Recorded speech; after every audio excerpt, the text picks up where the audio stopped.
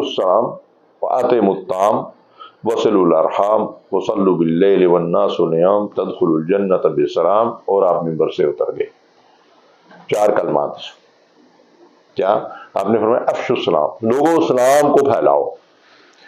یہ ایک جامع کلمہ ہے، اس کے اوپر پوری کتاب لکھی جاتی ہے، لکھی جا سکتی ہے. اور یہ غالباً جاپان کا واقعہ ہے کہ ایک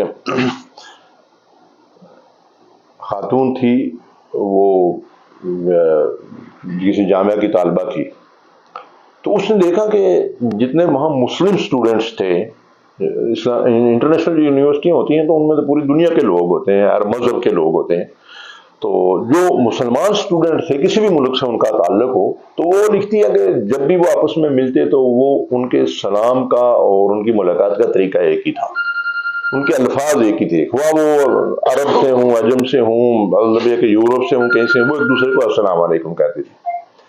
تو وہ کہتی ہیں کہ مجھے اس پہ حیرت ہوئی کہ باقی جتنے بھی مذہب سے تعلق رکھنے والے لوگ ہیں، ان کے اپنا اپنا انداز ہے، اپنا اپنا طریقہ کار ہے، اپنے اپنے الفاظ اور کلمات ہیں، اور مسلمان سارے کے سارے ایک ہی طریقے سے ایک دوسرے سے علیہ السلام کرتے ہیں، اور ان کے کلمات السلام علیکم. اس نے السلام علیکم کے اوپر جو ہے ریسرچ شروع کر دی، یہ کیا ہے. تو وہ السلام علیکم سے اسلام کی ریسرچ کے اوپر پہنچ گئی. اس نے اس کے بعد جو ہے اسلام کے اوپر ریسرچ شروع کر دی اور وہ مسلمان ہو گئی. تو یہ سلام کی بہت بڑی خیر و برکت ہے. تو اس طرح نبی صلی اللہ علیہ وسلم نے فرمایا لوگوں سلام پھیلاؤ، آپس میں ایک دوسرے کو سلامتی کی دعائیں دیا کرو. جی اس کے بعد دوسری بات کیا ارشاد فرمائی؟ افشوا السلام واطعموا الطعام، غریبوں کو، مسکینوں کو، مستحقین کو کھانا کھلاؤ.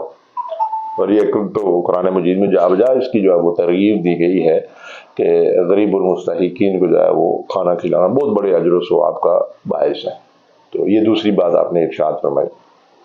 اس کے بعد ارشاد فرمایا وصلوا الارحام، لوگوں کیا کرو؟ صلہ رحمی کیا کرو، قریبی رشتوں کے ساتھ، رشتہ داروں کے ساتھ تعلقات جوڑا کرو، توڑا نہ کرو، قطع رحمی نہیں کرو بلکہ صلہ رحمی کرو. تو یہ رسول اللہ صلی اللہ علیہ وسلم نے فرمایا وصلوا الارحام وصلوا باللیل والناس نیام. رات کو جب لوگ میٹھی نیند سو رہے ہوتے ہیں نا، اس وقت اٹھ کر نماز پڑھا کرو. کون سی نماز؟ تہجد کی نماز، قیام اللیل. فرمایا تدخلوا الجنۃ بسلام، سلامتی کے ساتھ جنت میں داخل ہو جاؤ گے. یہ 4 کام کرو گے تو جنت میں داخل ہو جاؤ گے، سلامتی کے ساتھ اللہ کے گھر میں پہنچ جاؤ گے. اللہ اکبر. اب ان میں سے ایک ایک کے اوپر کتاب لکھی جا سکتی ہے، یقین کریں آپ. جی اسی طرح آپ سے سوال کیا گیا کہ یا رسول اللہ صلی اللہ علیہ وسلم اچھا مسلمان کون ہے؟ تو آپ نے کیا جواب دیا؟ المسلم من سلم المسلمون من لسانہ و یدہ. بات ختم.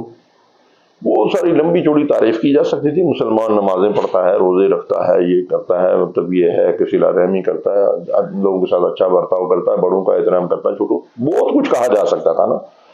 لیکن آپ نے فرمایا المسلم من سلم المسلمون من لسانہ و یدہ. اچھا بہترین مسلمان کون ہے؟ جس کے ہاتھ اور اس کی زبان سے دوسرے مسلمان محفوظ رہے، نہ تو وہ زبان سے کسی کو تکلیف پہنچائے اور نہ اس کے ہاتھ سے کسی کو تکلیف پہنچے. آج ہمارا حال کیا ہے؟ ہماری زبانیں کیسے چلتی ہیں؟ جی دوسروں کے خلاف ہم زہر بولتے ہیں، جی گالی گلوچ، بد کلامی، بد زبانی، جھوٹ، غیبت، پتہ نہیں کیا کیا، مطلب یہ ہے کہ زبان سے ہو رہا ہے. لیکن ایک اچھے مسلمان کی شان کیا بیان کی گئی ہے؟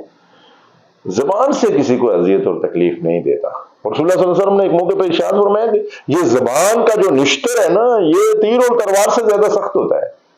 تیر اور تلوار کے زخم جو وہ مطلب یہ ہے کہ مندمل ہو جاتے ہیں، ٹھیک ہو جاتے ہیں، یہ ٹھیک ہونا بڑا مشکل ہو جاتا ہے.